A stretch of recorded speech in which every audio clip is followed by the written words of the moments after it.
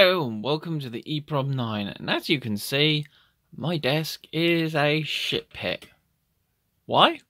Because I've got like a million projects on the go, from fixing oscilloscopes to trying to build a MOSTEC MK4116N memory tester unit with an Arduino, to wanting to build an XY vector display, and the latest things to come in are 3 arcade boards that I actually brought off an old uni mate.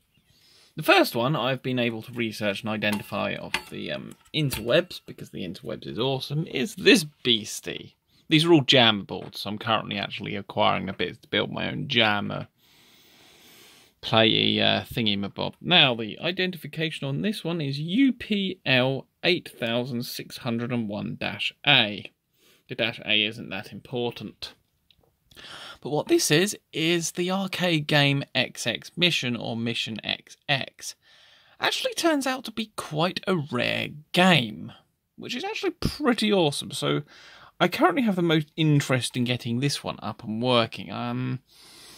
The states of these games go from completely dead to working but needs repair, so fun little projects for me basically. This is a dual board unit. This is not all memory on this side, it's mostly just TTL logic, more specifically 7.4 LS flavour logic.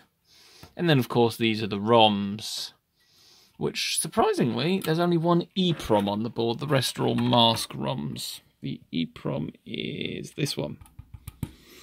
The rest of these, yeah, they're technically EEPROMs, but they're not the ceramic kind you can erase. Now, if the EEPROMs are dead, that's going to make things really interesting, because I do not have any hardware to program and burn new EEPROMs. I have plenty of spare EEPROMs, but no ways of producing new ones.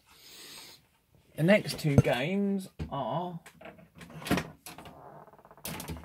That's it, you stay there. This one, which is actually a Motorola 68,000 CPU, although this one isn't actually made by Motorola. Complete once again with mask ROMs that are custom labelled, although sort of given away the types of chips that should be in the sockets if I need to do replacements, but I will need to acquire ROM heart burning and erasing hardware still. This could be quite an expensive project. In fact, it will end up being an expensive project, but it'd be fun, because then when I get my own place, I can have an arcade machine in the sitting room, because the sitting room will be my games room. This one is currently believed to be Street Fighter 2, although I am not 100% sure and won't know for certain until it's tested, fired up and running. Apparently it's got dodgy green or something. And I think the XX Mission just doesn't boot, which hopefully it's something simple like the clock or something that has gone wrong with a TTL chip that can be whittled down and worked out by an oscilloscope.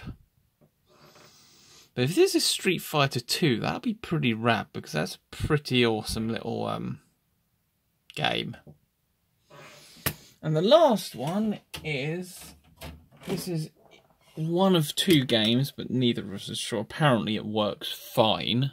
I don't know myself, because I currently have no way of testing it. I'm currently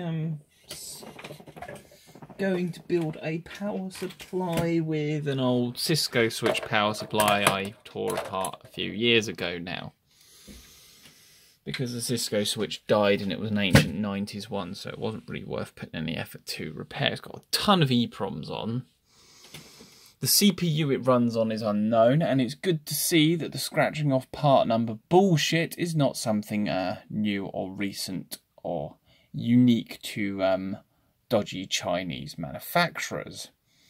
This is very much a thing that has gone on well since this board was made in 1991, so yeah, almost 30 years. In fact, to be more specific, 27 years. So yeah, good to see some bullshit practices never die. This one is either Turbo Pop or... Hang on, I've got the thing where the says... Scroll up, scroll up, scroll up, scroll up, scroll up, scroll up. What company do I work? That's for me. No. Euro 90 football. So it's either Turbo Pop or Euro 90 football. Could be actually the 68,000 board is Turbo Pop. Either way, hopefully it will be the Turbo Pop rather than football because, well, I have no interest in football, which means it'll be basically a restore for the restore's sake. And not one to actually see a lot of use in itself, but it's an arcade board. It needs love and restoration.